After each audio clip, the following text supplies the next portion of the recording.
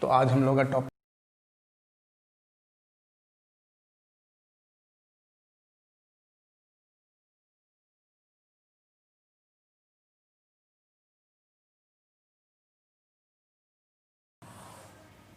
In a magnetic field,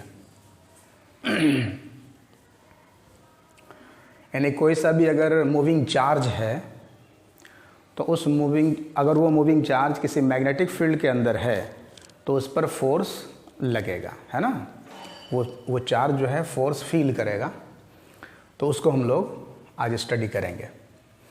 तो जैसे देखो, कोई सा भी मान लो कंडक्टिंग वायर है, करंट कैरिंग वायर, तो इस करंट कैरिंग वायर की वजह से इसके चारों तरफ मैग्नेटिक फील्ड जनरेट होता है ना।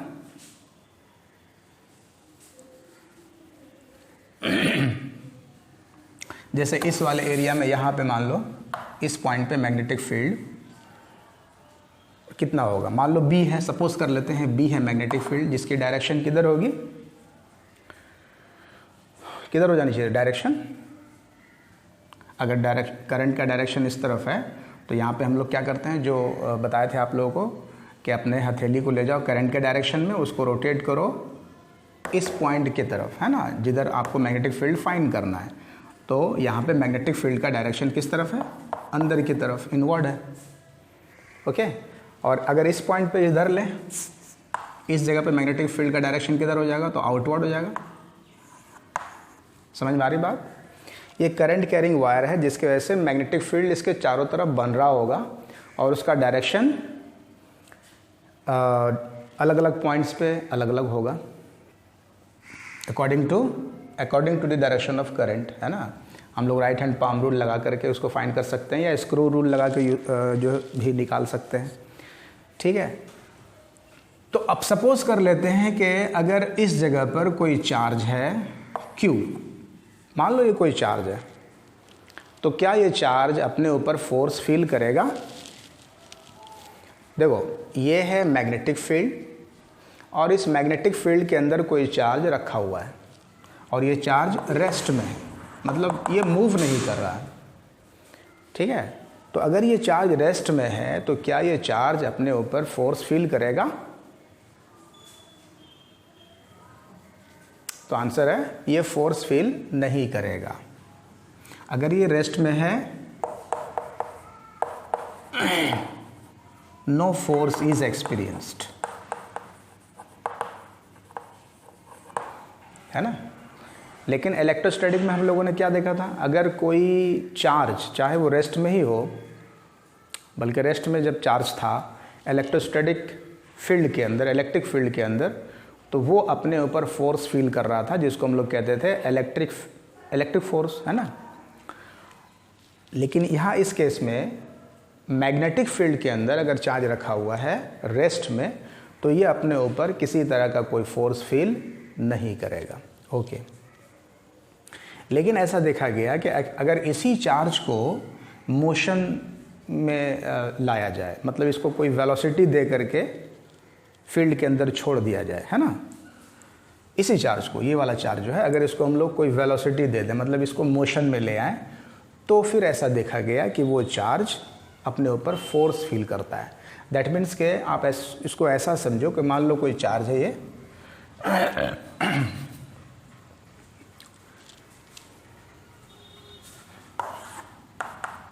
ठीक है, यहाँ पे ले रहे हैं हम लोग। अब कोई चार्ज है Q और इस चार्ज को फील्ड के अंदर फेंक दिए हम लोग इस तरह से इसको थ्रो कर दें कुछ वेलोसिटी दे करके एक सर्टेन डायरेक्शन में, मान लो इस तरफ इसको मोशन दे करके छोड़ दें, तो ये उसी डायरेक्शन में नहीं जाएगा बल्कि ये अपना डायरेक्शन चेंज कर लेता है, मतलब डिफ्लेक्ट होता है, ठीक है, ये डिफ्लेक्ट होता है, ठीक है, एक सर्टेन डायरेक्शन की तरफ ये क्या हो जाएगा, डिफ्लेक्ट हो जाएगा। आ रही बात समझ में। यानी किसी चार्ज को हम लोगों ने पर्टिकुलरली किसी डायरेक्शन में फेंका मैग्नेटिक फील्ड के अंदर, लेकिन वो चार्ज उस डायरेक्शन में नहीं जाकर किसी दूसरे डायरेक्शन में डिफ्लेक्ट हो जा रहा है। दैट मीन्स के डिफ्लेक्शन कब होता है, डिफ्लेक्शन तो तभी पॉसिबल है जब उस पर कोई फोर्स लग रहा हो, है ना। यानी जैसे ही मैग्नेटिक फील्ड के अंदर मूविंग चार्ज को छोड़ा जाता है तो वो अपने ऊपर एक फोर्स फील करने लगता है, ठीक है ना। इसीलिए तो डिफ्लेक्शन हुआ, और ये डिफ्लेक्शन ही बताता है कि ये चार्ज अपने ऊपर एक स्पेसिफिक फोर्स फील कर रहा है, उसी का नाम है मैग्नेटिक फोर्स, जो हम लोग अभी स्टडी करेंगे। Force on a moving charge, है ना। अगर कोई चार्ज किसी मैग्नेटिक फील्ड के अंदर मूव कर रहा हो तो वो अपने ऊपर एक मैग्नेटिक फोर्स फील करता है। ये है मैग्नेटिक फोर्स Fm, ठीक। अब ये मैग्नेटिक फोर्स जो फील कर रहा है उसकी वैल्यू क्या होती है? तो थोड़ा सा आप लिख लो। When a charged particle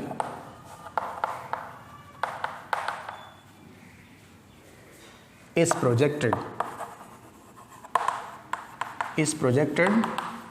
in a magnetic field,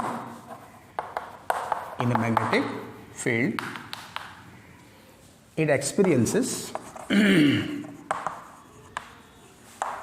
a force called magnetic force,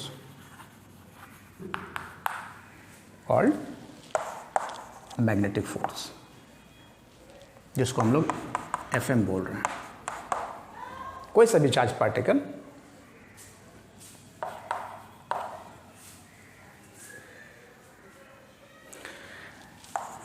लिखो, द फोर्स एक्सपीरियंस्ड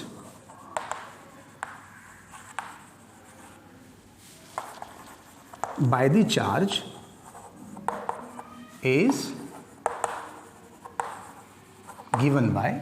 अब ये जो फोर्स एक्सपीरियंस करता है तो इसकी वैल्यू क्या होती है, इसका मैग्नीट्यूड क्या होता है? तो जो फॉर्मूला दिया गया है वो इस तरह से,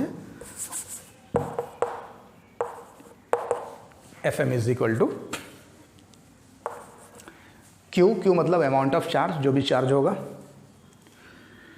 into V into B into sine theta. Q into V into B into sin theta. What is this Q? Q is the amount of charge. ये V क्या है? ये है velocity of charge, charge particle की velocity, जो भी speed उसके पास होगी वो उसकी वैल्यू। और B क्या चीज़ है? This is the intensity of magnetic field, वहाँ पे जो मैग्नेटिक फील्ड का मान होगा वो। और थीटा क्या चीज़ है? Theta is the angle between the magnetic field and the direction of motion of the charge. Clear है?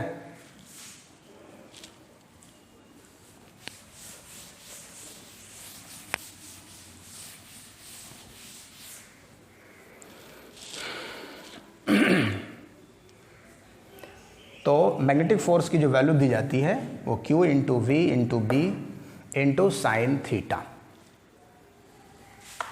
लिख लो थोड़ा सा, where V is equal to क्या है? दिस इज दी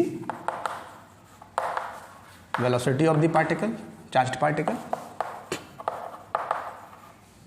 और B है मैग्नेटिक फील्ड इंटेंसिटी, और theta is the angle between magnetic field और वेलोसिटी वेक्टर के बीच का angle between V vector and B vector. देखो समझो, V वेलोसिटी है तो वेक्टर क्वांटिटी है ही, और B क्या है? ये भी magnetic field intensity is also a vector quantity. तो दोनों के पास सर्टेन डायरेक्शन होगा, वेलोसिटी के पास भी डायरेक्शन है और मैग्नेटिक फील्ड के पास भी डायरेक्शन है। तो इन दोनों डायरेक्शंस के बीच जो एंगल होगा, that angle is called theta. यहाँ पे जो थीटा डिफाइन हो रहा है वो एंगल है। तो अगर हम इस एक्सप्रेशन को ध्यान से देखें तो ये जो F की जो वैल्यू है वो किन किन चीज़ों पर डिपेंड कर रही है? चार्ज पे, वेलोसिटी पे, B पे और थीटा पे। तो थोड़ा सा इसको भी हम लोग देख लें।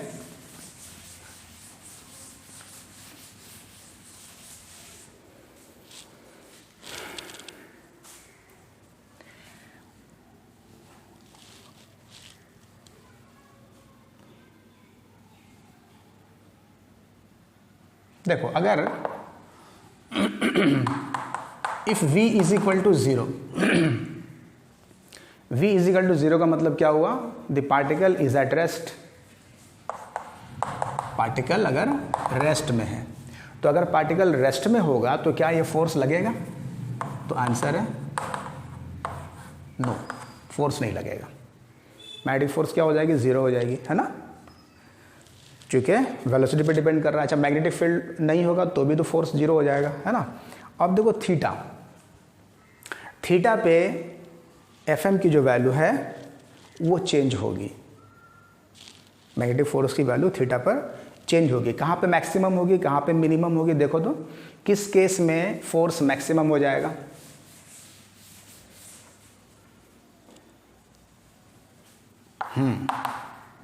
ये मैक्सिमम कब होगा, मैग्नेटिक फोर्स मैक्सिमम कब होगा, अगर ये सारी क्वांटिटीज कांस्टेंट मान लें। देखो यहाँ से यहाँ तक ये सारा कांस्टेंट है, मान लो चार्ज ये तो कांस्टेंट ही है, वेलोसिटी मान लो एक सर्टेन वेलोसिटी के साथ वो जा रहा है, तो v अगर कांस्टेंट है और b भी अगर कांस्टेंट है, तो इन तीनों के रहने के साथ साथ अगर थीटा की वैल्यू चेंज होती है तो मैग्नेटिक फोर्स भी चेंज होगा। ओके, तो किस केस में मैक्सिमम हो जाएगा, तो आप देखो,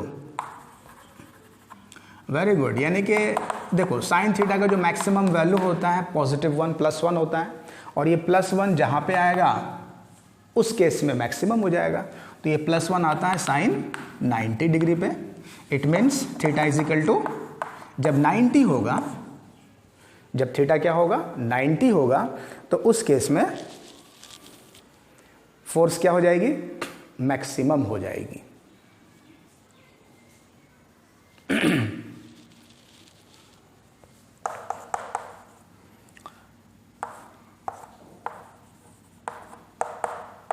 Q into V into B, समझ में आ रहा है।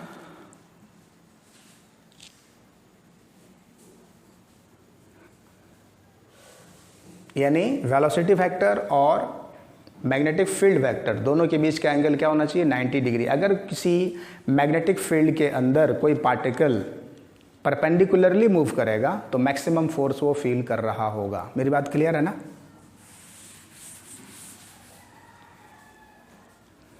इसका क्या मतलब हुआ, इसका मतलब ये हुआ when the particle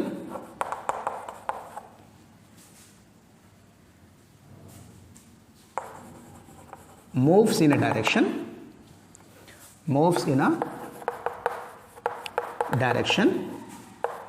perpendicular to the field, perpendicular to the magnetic field, तो क्या हो जाएगा, it experiences maximum force, it experiences maximum force। उतार लो।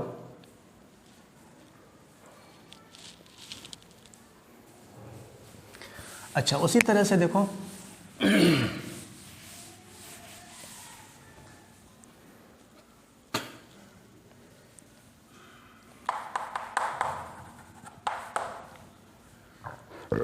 अब Fm की जो वैल्यू है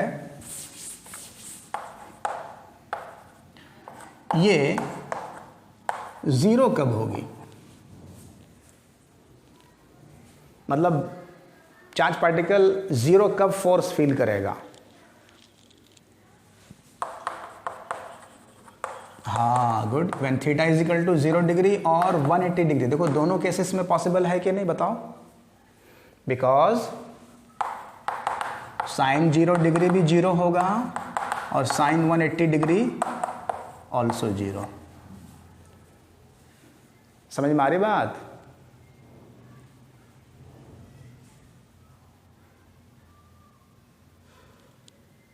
होगा कि नहीं होगा बताओ।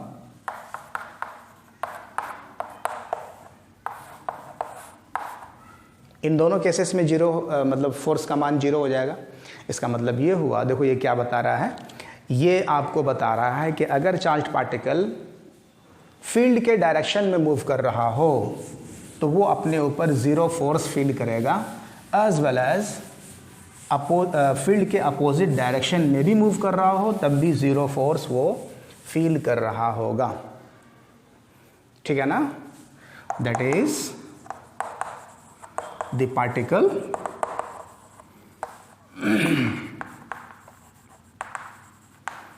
एक्सपीरियंसेस नो फोर्स या zero force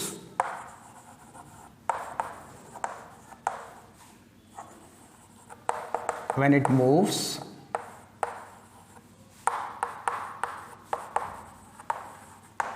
in the direction of field, in the direction of magnetic field B, or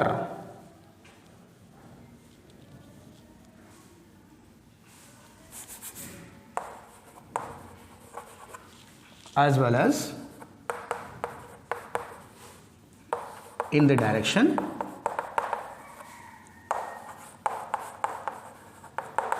opposite to the field.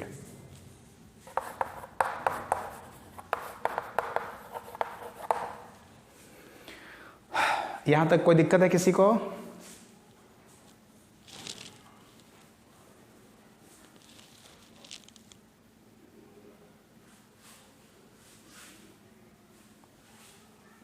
समझ में आ रहा है?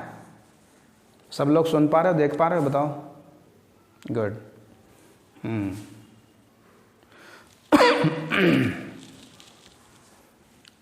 चलिए अब देखिए,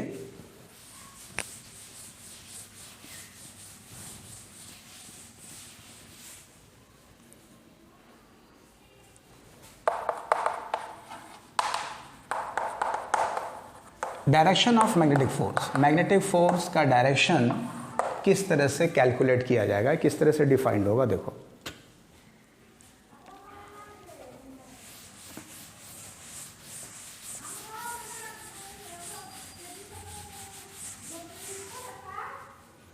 देखिए हमारे पास फॉर्मूला है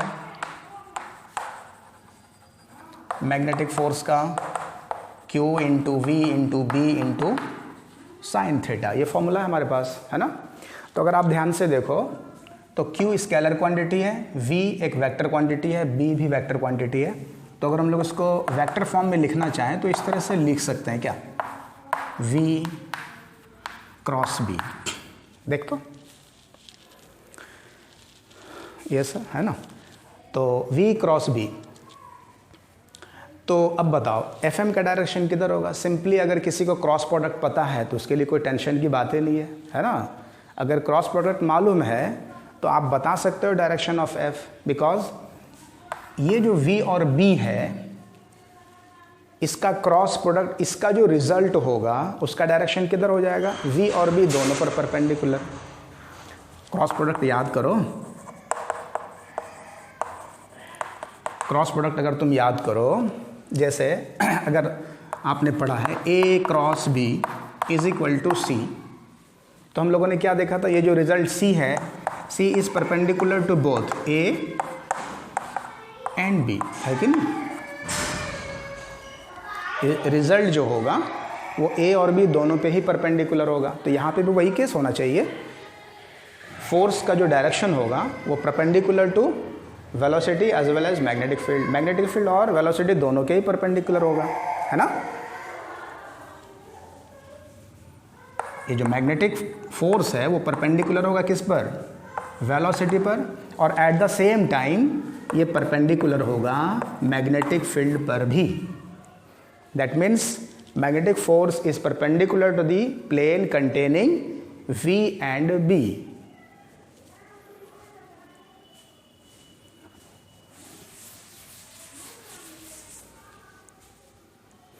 जैसे देखो यहाँ पे सपोज करो ये कोई प्लेन है, ये हम लोगों ने एक प्लेन ले लिया है, प्लेन सरफेस।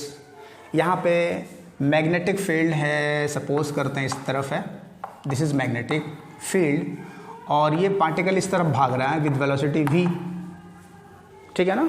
ये एक प्लेन पे कोई सा charge particle, this is a charge particle Q, वो किस तरफ मूव कर रहा है? इस डायरेक्शन में, और मैग्नेटिक फोर्स उस डायरेक्शन में, और ये प्लेन पर है, ठीक है। तो फोर्स किस तरफ लग रहा होगा? तो सिंपली आप क्या करोगे, अगर आपने इसको सही से आपने पढ़ा होगा तो इसके लिए कहीं कोई दिक्कत नहीं होगी। क्या करेंगे हम लोग, वी के तरफ अपने हथेली को ले जाएंगे। क्या बताए थे आपको, वी के तरफ हथेली ले जाओ और उसको किस तरफ घुमाना है, बी के तरफ, है ना, वी क्रॉस बी, है ना। देखो रिजल्ट क्या है, वी क्रॉस बी, इसको याद रखना, वी क्रॉस बी है, बी क्रॉस वी नहीं है। फॉर्मूला के अंदर बी क्रॉस वी नहीं है, याद रखोगे। तुम्हारे पास फॉर्मूला है V velocity cross magnetic field. तो इसलिए अपने हाथ के हथेली को ले जाओ पहले वी के तरफ और उसको रोटेट करो बी के तरफ, तो ये अंगूठा तुम्हारा जिधर भी जाएगा that is the direction of force.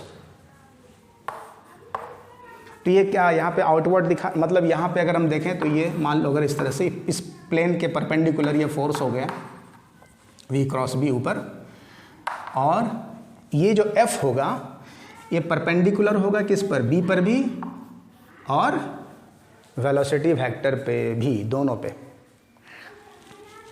This F M is perpendicular to this plane, ये जो प्लेन है इस प्लेन के परपेंडिकुलर होगा, ठीक है। तो इसी से एक मतलब कि रूल दिया हुआ है तुम्हारे सिलेबस में, फ्लेमिंग्स लेफ्ट हैंड रूल, ठीक है ना। तो कई बार बोर्ड में क्वेश्चन पूछा जाता है फ्लेमिंग्स लेफ्ट हैंड रूल क्या चीज़ है और उससे हम लोग कैसे डायरेक्शन निकालते हैं, तो उसको भी पढ़ लेना चाहिए, बट उसमें ज़्यादा कंफ्यूज नहीं होना आपको। अगर वेक्टर प्रोडक्ट आपको पता है, क्रॉस प्रोडक्ट अगर आपको पता है, तो फिर एफ का डायरेक्शन आप निकाल सकते हो, ठीक है। वैसे फ्लेमिंग्स लेफ्ट हैंड रूल हम लोग पढ़ लें।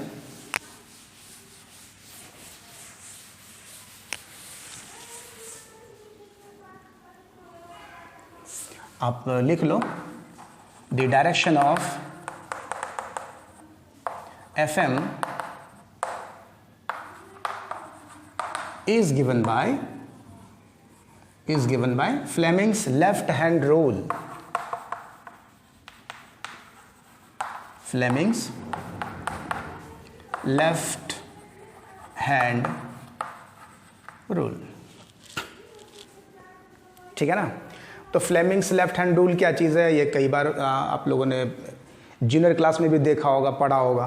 तो सबसे पहले क्या करोगे, अपने लेफ्ट हैंड के 3 फिंगर को देखो, एक तो थंब हो गया, दूसरा 4 फिंगर और ये बीच वाली उंगली मिडिल फिंगर, है ना। इन तीनों को क्या करना है, म्यूचुअली परपेंडिकुलर रख दो, ठीक है। ये मतलब ये मैक्सिमम फोर्स का केस हो जाएगा, ठीक है। इस तरह से आप बना लो, ये हो गया थंब और ये सपोज करो कि 4 फिंगर है और this is the middle finger.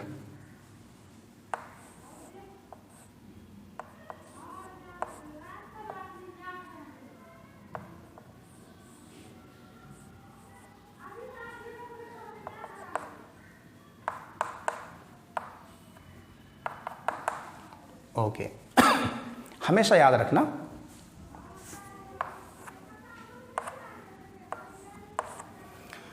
ये जो 4 फिंगर है ये ऑलवेज डिफाइन करता है मैग्नेटिक फील्ड को। 4 फिंगर ये ऑलवेज किसको डिफाइन करता है, मैग्नेटिक फील्ड के डायरेक्शन को, ठीक है। हम इसलिए बता रहे हैं क्योंकि आप आगे भी पढ़ोगे राइट हैंड थंब रूल, तो वहाँ पे भी ये जो राइट हैंड का जो 4 फिंगर है वो मैग्नेटिक फील्ड को ही डिफाइन करेगा। तो यहाँ पे हम लोग अभी लेफ़्ट हैंड की कहानी चल रही है, this is left hand rule. तो लेफ़्ट हैंड में ये वाली उंगली मैग्नेटिक फील्ड को डिफाइन करती है और ये जो बीच वाली उंगली है ये डिफाइन करती है डायरेक्शन ऑफ करंट के डायरेक्शन को, ठीक है ना। तो ये करंट क्या चीज़ है, देखो करंट एक्चुअली है क्या, this is the direction of positive charge, है ना। करंट अगर कहीं पे मूव कर रहा है, करंट अगर कहीं पे पास हो रहा है, इसका क्या मतलब हुआ कि पॉजिटिव चार्ज उस डायरेक्शन में मूव कर रहा है, ठीक है। तो this is the direction of positive charge. आप लोगों ने पढ़ा भी होगा कहीं कि करंट का जो डायरेक्शन होता है वो इलेक्ट्रॉन के डायरेक्शन के अपोजिट होता है। तो क्यों होता है? एक्चुअली इलेक्ट्रॉन जो है वो नेगेटिव चार्ज है, उसके अपोजिट डायरेक्शन में करंट का डायरेक्शन होता है। तो करंट का जो डायरेक्शन होता है वो बेसिकली क्या डिफाइन करता है? Direction of positive charge. तो अगर कोई चार्ज जो है मिडिल फिंगर के डायरेक्शन में अगर हम इसको दें और मैग्नेटिक फील्ड को फोर फिंगर के डायरेक्शन में दें, तो ये जो थंब है ये थंब डिफाइन करेगा फोर्स को, और ये फोर्स यहाँ पे मैक्सिमम होगा, इसलिए कि हम लोगों ने तीनों को म्यूचुअली परपेंडिकुलर किया हुआ है। ठीक है, बी और वी के बीच का एंगल हम लोगों ने थीटा 90 डिग्री लिया हुआ है। अगर हम इसको 90 डिग्री ना लें तो भी कोई प्रॉब्लम की बात नहीं है ना। इन दोनों को अगर हम लोग 90 डिग्री यहाँ पे एंगल नहीं बनाएंगे, कुछ दूसरा एंगल अगर रखें, तब भी ये थंब जो है फोर्स को ही डिफाइन करेगा। ठीक है, यह है पॉजिटिव चार्ज का डायरेक्शन ऑफ पॉजिटिव चार्ज। तो आप इसको ज़रा से यहाँ पे फिट करके देखो, क्या ये फिट हो रहा है? उस फिगर के साथ इसको मैच करो, या सिंपली कुछ हाँ ठीक है। तो यही है आपका फ्लेमिंग्स लेफ्ट हैंड रूल। तो आप इसको लिख लोगे, है ना। The thumb, the forefinger and the middle fingers of left hand are stretched in such a way that the forefinger defines the magnetic field intensity, the middle finger indicates the direction of positive charge, then the thumb will always point the direction of magnetic force experienced by the charge. तो इस तरह से अपना लिख लोगे इसको।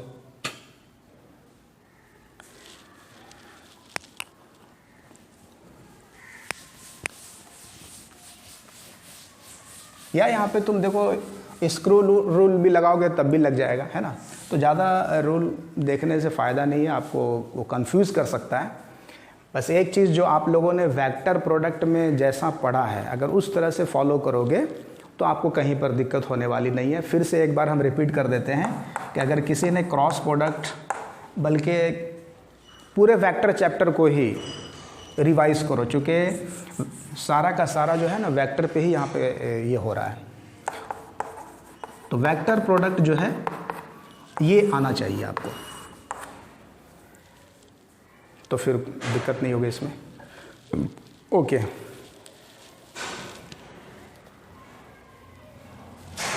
चलिए अब एक आध एग्जांपल हम लोग लेते हैं, थोड़ा सा ये सिंपल इसी पर हम लोग लेंगे।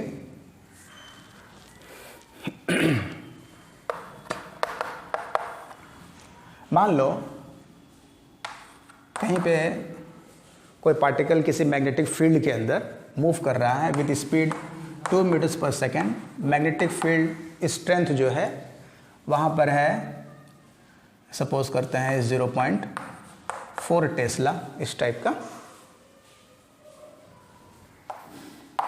और थीटा, बल्कि आपसे पूछा जाए find the maximum force experienced by the charge है 2 माइक्रोकूलम। बनाओ, maximum force experienced by the charge 2 microcoulomb, कितना हो जाएगा?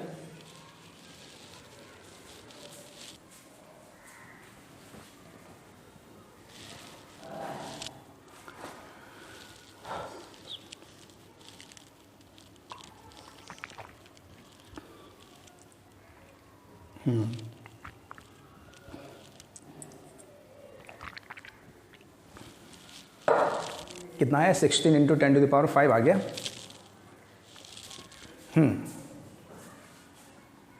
अच्छा, कितना बताएं? 16 × 10⁻। हाँ, अरे भाई तुम ऐसा ही यूनिट भी तो चेक करो, गड़बड़ मत करो। देखो V = 2 मीटर पर सेकेंड, मैग्नेटिक फील्ड की वैल्यू है 0.4 टेस्ला, फोर्स आपको फाइंड करना है due to the charge 2 microcoulomb. तो माइक्रोकूलम को पहले चेंज कर लेना, तो 2 × 10⁻⁻6 कूलम। अब निकालो फोर्स, तो Q × V इंटू बी। हाँ देखो मैक्सिमम फोर्स की बात हो रही है, आपसे पूछा गया है मैक्सिमम फोर्स, तो मैक्सिमम फोर्स के लिए साइन 90 डिग्री हो जाएगा, है ना। हाँ कितना आंसर बता रहे हो तुम लोग, बताओ जरा सा।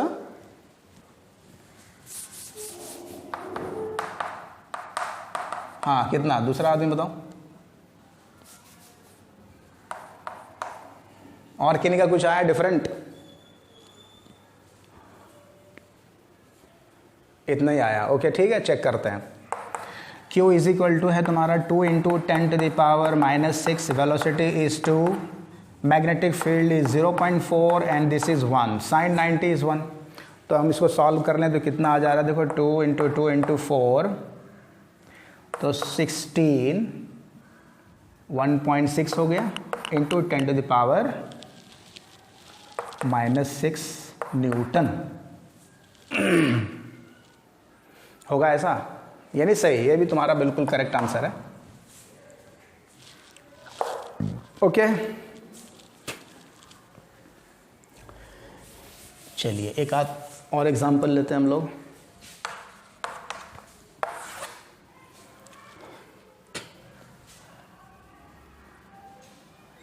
देखो सपोज करो ये है कोई इनफाइनाइट वायर जिसमें करंट पास हो रहा है 5 एम्पियर, ठीक है।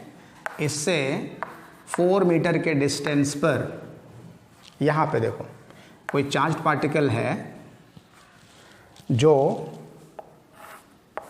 Parallel to the wire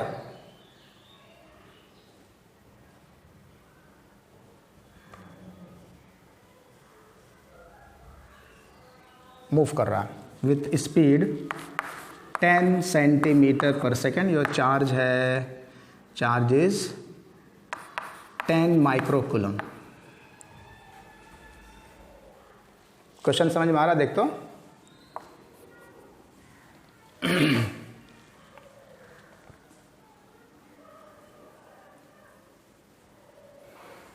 infinite wire है जिसमें करंट पास हो रहा है 5 एम्पियर, इससे 4 मीटर के डिस्टेंस पर 10 माइक्रोकूलम का कोई चार्ज है जो वायर के पैरेलल मूव कर रहा है विथ स्पीड 10 सेंटीमीटर पर सेकेंड। तो ये अपने ऊपर कितना फोर्स फील कर रहा है, निकालो। Force experience by the charge particle क्या हो जाएगी?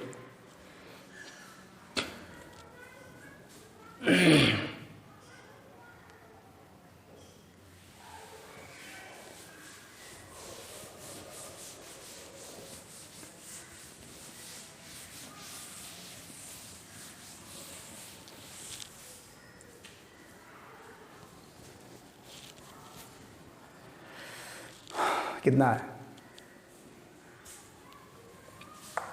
2.5 इंटू 10⁻⁻17 17 न्यूटन, इतना आया ना। और किन्हीं का कुछ आया है?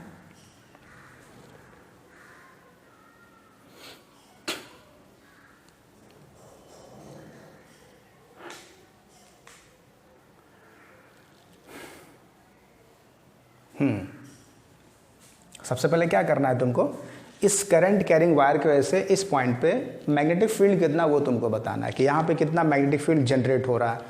तो फॉर्मूला तुम्हारे सामने है क्या, μ0/4π I बाई, हाँ तो 2I बाई A या फिर 2I/R, R is the perpendicular distance from the wire, है ना। तो ये है तुम्हारा 10⁻⁷, 2 इंटू करंट इज़ 5 एम्पियर और डिस्टेंस है 4 मीटर, यही है ना। तो कितना आ गया, 10/4 यानी 5/2 into 10⁻⁷ Tesla, this is the magnetic field. अच्छा देखो मैग्नेटिक फील्ड का डायरेक्शन यहाँ पे किधर है, इस तरफ ले जाओ, ऐसे घुमाओ तो आउटवर्ड है। मैग्नेटिक फील्ड का डायरेक्शन यहाँ पे है आउटवर्ड, समझ में आ रही बात, देख तो इस तरह से। तो मैग्नेटिक फील्ड आउटवर्ड डायरेक्शन में और परपेंडिकुलर टू करंट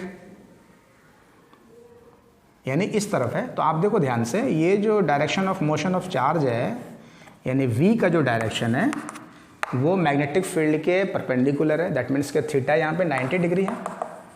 तो फोर्स या मैक्सिमम फील कर रहा होगा।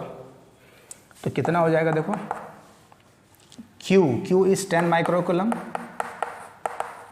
इंटू v कितना है 10 सेंटीमीटर पर सेकेंड। सेंटीमीटर है, इसको मीटर में चेंज करो।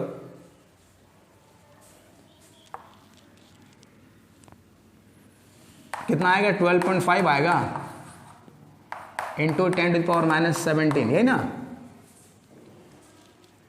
ओके चलो चेक करते हैं, देखो ना। करंट को इंटू करना है। देखो यहाँ पे तो v हो गया, q की वैल्यू ये हो गई। उसके बाद वेलोसिटी लेंगे तो 10 सेंटीमीटर है, तो मीटर में चेंज करेंगे तो कितना आ जाएगा -1, 10⁻⁻1 मीटर पर सेकेंड। और मैग्नेटिक फील्ड है 5/2 इंटू 10⁻⁻7 और साइन 90 होता है। QVB sine 90।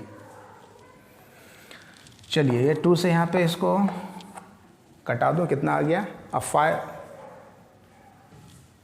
हाँ तो चाहिए नहीं,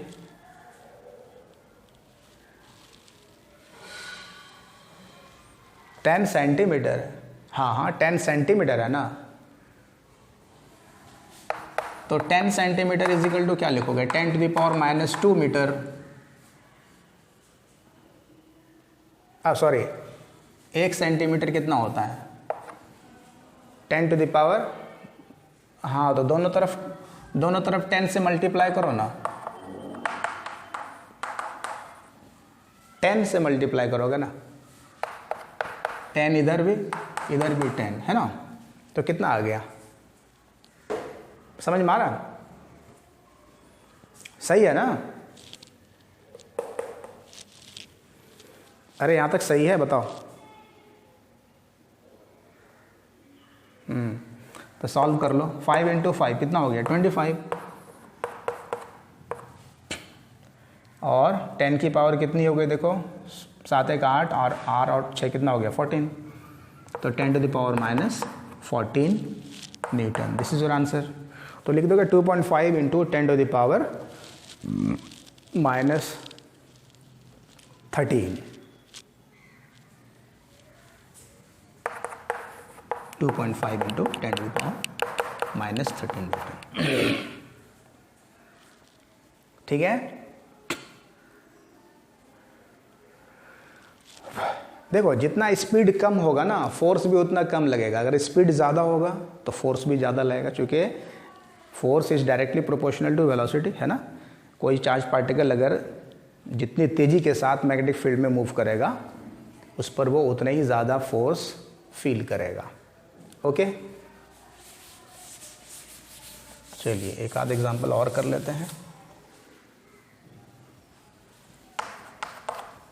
देखो कोई चार्ज पार्टिकल है, चार्ज है इस पर 100 माइक्रोकूलम, ठीक है। और ये किसी मैग्नेटिक फील्ड के अंदर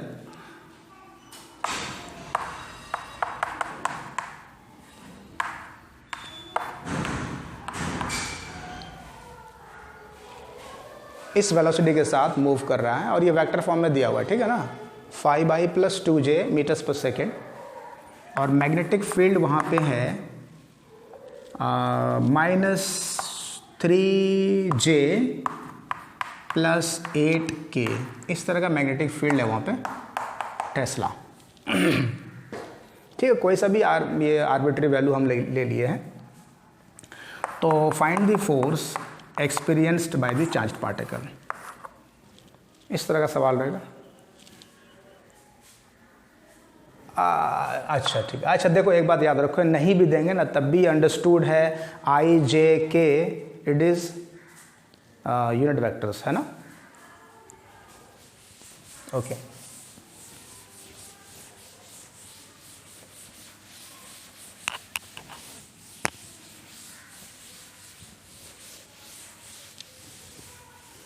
डायरेक्टली क्रॉस प्रोडक्ट अप्लाई कर दो, है ना। फॉर्मूला तुम्हारे पास है Q V क्रॉस B।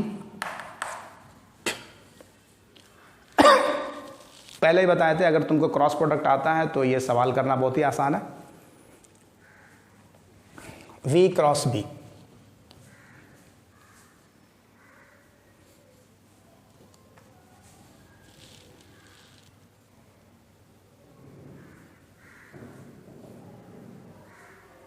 सबसे पहले V क्रॉस B निकाल लेते हैं अलग से, है ना। V क्रॉस B निकालना है, I J K ऐसा लिखते हो ना। उसके बाद हाँ डिटरमिनेंट फॉर्म में, तो V की वैल्यू देखो यहाँ पे क्या लिखोगे 520, सही है रे, देखता हूँ 520, K कंपोनेंट तो 0 है इसका, X कंपोनेंट है, Y कंपोनेंट है, बट Z कंपोनेंट नहीं है, तो वहाँ 0 पे हो जाएगा कोफिशिएंट उसका। यहाँ पे क्या हो जाएगा देखो, गुड। अब इसको सॉल्व करना है, सॉल्व करेंगे। I को ले लिया, कितना हो जाएगा, इसको इससे मल्टीप्लाई करेंगे, पहले 16 हो गया, फिर 3 को यहाँ 0 से तो -0 हो गया, ठीक है। उसके बाद क्या आता है -j, है ना, ये होता है प्लस में, ये माइनस में, और इसके बाद फिर प्लस में, ऐसा लिखते हो ना। I into this coefficient minus j into, अब j को j का अगर कंपोनेंट हटाना है तो यहाँ पे इसको हटा देंगे, तो ये बचेगा 5 इंटू 8, तो कितना हो जाएगा 40, और फिर 0 इंटू 0 -0, और फिर प्लस के वाले केस में क्या होगा बताओ, इसको हटा दो, इसको हटाएंगे तो यहाँ पे बचेगा ये, हाँ -0, ऐसा हो गया। तो आ गया ये 16i minus 40j minus 15k, ठीक तो है। ये क्या निकाला हम लोगों ने, V क्रॉस B। अब इसका मॉड निकाल सकते हो, इसकी वैल्यू निकाल सकते हो आप स्क्वायर रूट करके। V क्रॉस B का मॉडुलस क्या हो जाएगा बताओ, 16 square plus 40 square plus minus of 15 square, -40 square दे दो, देखो तो सही है ना।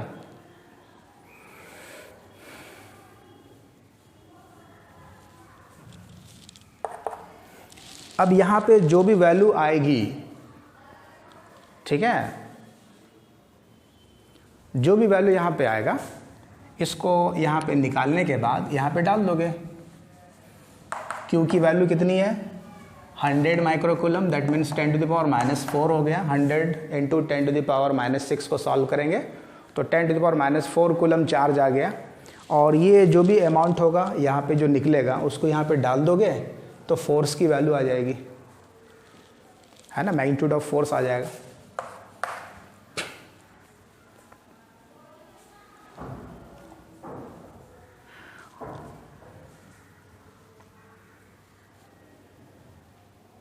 समझ में आ रहा सबको?